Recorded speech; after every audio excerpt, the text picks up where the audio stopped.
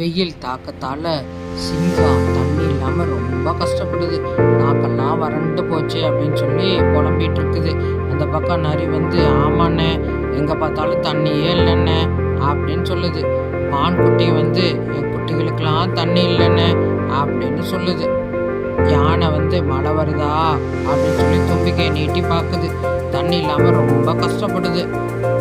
குரங்கு மரத்து மேலே ஏறிக்கிட்டு மேலே பார்த்தா கீழே ஒரு தண்ணி இல்லையே, தண்ணி குடிக்க தண்ணி இல்லாமல் கஷ்டமாக இருக்கே அப்படின்னு புலம்புது.